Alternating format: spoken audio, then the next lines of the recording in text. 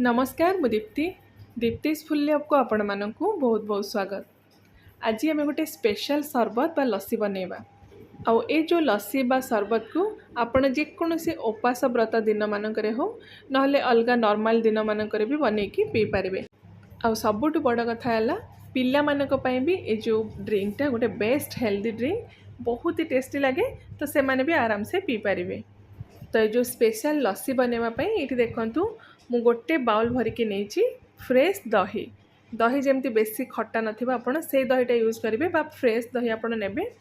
तो 2टा ग्लास मुझे बनैबी गोटे बाउल भरिकी दही नहीं जी परिमाण आप लस्सी ये बनैबे से हिसाब से दही ने। तो नेक्स्ट ये किसी ड्राई फ्रूट्स मुझे आलमंड काजू और पिस्ता को एकाठी मिसेकी भल भाव धोई देछि। तो ये सब ड्राई फ्रूट्स को एबे आमे ग्राइंडर जार देदेबा। तो टोटाल ये मु अधा कप पाखापाखि ड्राई फ्रूट्स नहीं आउ ये देखूँ 2 बड़ चमच किसमिश को भी आम पानी रे भल भाव धोईकी से किसमिश को आम ग्राइंडर जार देदेबा। आउ नेक्स्ट आम ए मीठा ऐड करवा कंडेन्स मिल्क। आउ कंडेन्स मिल्क बा मिल्क मेड जदि नाही आपणक पाखरे तो कौन करेंगे ना ता जगह आप डेट्स बा खजूरी नहीं पारे ना महू भी आपड़ नहीं पारे। आउ जदि चाहिए खजूरी आउ महू को मिक्स करके भी एथिरे नहीं पारे। मिठाटा आपड़ ये देखिए आपण के हिसाब से केते मीठा दरकार बा दहीर खटा अंश देखिए आप ऐड करेंगे। तो नेक्स्ट आम ए किसी बरफ ऐड करवा।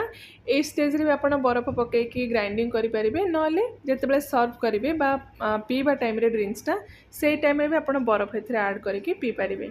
मुझे एका सांगे सब ग्राइंडिंग करदे अल्प किसी देखूँ ड्राई रोज पेटल मुझे ये टोटाली ऑप्शनल अच्छी जदि अच्छी आपंक पाखे दिंतु ना सेमती भी आप बन पारे। तो ये भल भाव में सब जिनस केमती ग्राइंडिंग करके ठंडा ठंडा सर्व करवा।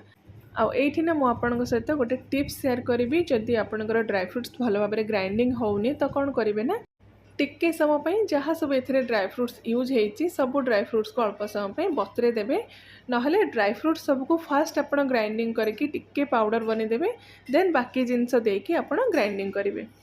तो लास्ट ये देखूँ ग्लास को आम बाहर कर देकी ऊपर अल्प किसी ड्राई फ्रूट्स और रोज पेटल गार्निश करदेबा। तो आशा करुँची ये छोट पावरफुल रेसिपीटी आपण समस्त को पसंद आसथिबो। पिला मानकु हो बा जेकोसी उपास व्रत दिन मानकरे हो बनैकी पियंतु देखिए पूरा दिन आपन को एनर्जेटिक फील हम।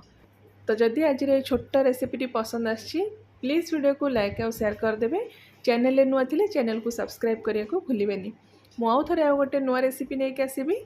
Till then take care and bye bye.